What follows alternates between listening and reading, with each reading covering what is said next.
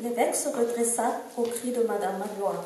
« Monseigneur, l'homme est parti, l'argenterie est volée !» Tout en poussant cette exclamation, ses yeux tombaient sur un angle du jardin où l'on voyait des traces d'escalade.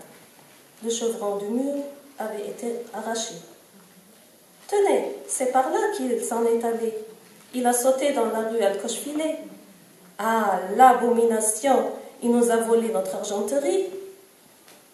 L'évêque resta un moment silencieux, puis leva son œil sérieux et dit à Madame Magloire avec douceur: « Et d'abord, cette argenterie était-elle à nous ?» Madame Magloire resta interdite. Il y a encore un silence, puis l'évêque continua. « Madame Magloire, je détenais à tort et depuis longtemps cette argenterie. Elle était aux pauvres. Qu'était-ce que cet homme? Un pauvre, évidemment. » « Hélas, Jésus, repartit Madame Magloire, ce n'est pas pour moi ni pour mademoiselle. Cela nous est bien égal. Mais c'est pour Monseigneur.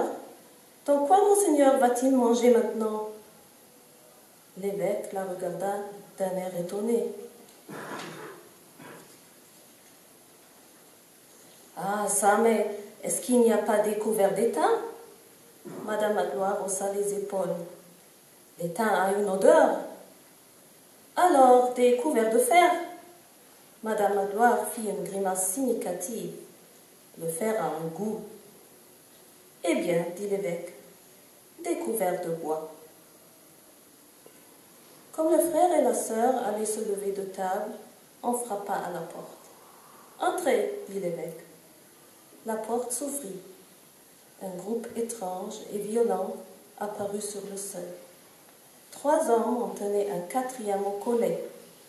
Les 3 hommes étaient des gendarmes. L'autre était Jean Valjean.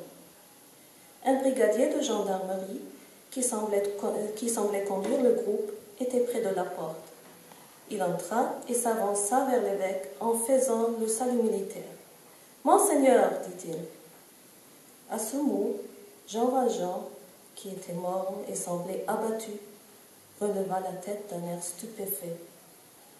« Monseigneur, murmura-t-il, ce n'est donc pas le curé? »« Silence, dit un gendarme, c'est Monseigneur l'évêque. » Cependant, Monseigneur Bienvenu s'était approché aussi vivement que son grand âge le lui permettait.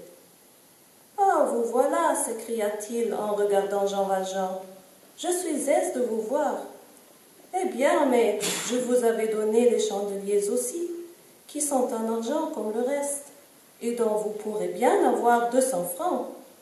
Pourquoi ne les avez-vous pas emportés avec vos couverts ?»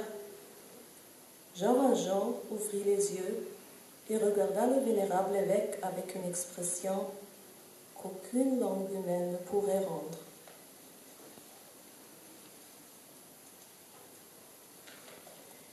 « Monseigneur, dit le brigadier de gendarmerie, ce que cet homme disait était donc vrai. Nous l'avons rencontré. Il allait comme quelqu'un qui s'en va. Nous l'avons arrêté pour voir. Il avait cette argenterie et il vous a dit, interrompit l'évêque en souriant, qu'elle lui avait été donnée par un vieux bonhomme de prêtre chez lequel il avait passé la nuit. Je vois la chose. Et vous l'avez ramené ici? C'est une méprise. Comme cela, reprit le brigadier, nous pouvons le laisser aller? Sans doute, répondit l'évêque. Les gendarmes lâchèrent Jean Valjean qui recula.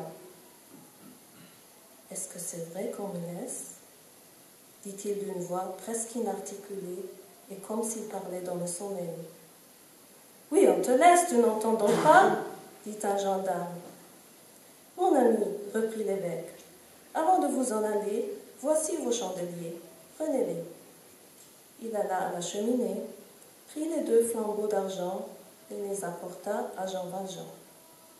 Les 2 femmes le regardaient faire sans un mot, sans un geste, sans un regard qui peut déranger l'évêque. Jean Valjean tremblait de tous ses membres. Il prit les 2 chandeliers machinalement et d'un air égaré. « Maintenant, dit l'évêque, allez en paix. À propos, quand vous reviendrez, mon ami, il est inutile de passer par le jardin. Vous pourrez toujours entrer et sortir par la porte de la rue. Elle n'est fermée qu'au loquet, jour et nuit. Puis, se tournant vers la gendarmerie, « Messieurs, vous pouvez vous retirer. » Les gendarmes s'éloignèrent. Jean Valjean était comme un homme qui va s'évanouir. L'évêque s'approcha de lui et lui dit à voix basse, « N'oubliez pas, n'oubliez jamais que vous m'avez promis d'employer cet argent à devenir honnête homme. » Jean Valjean, qui n'avait aucun souvenir d'avoir rien promis, resta interdit.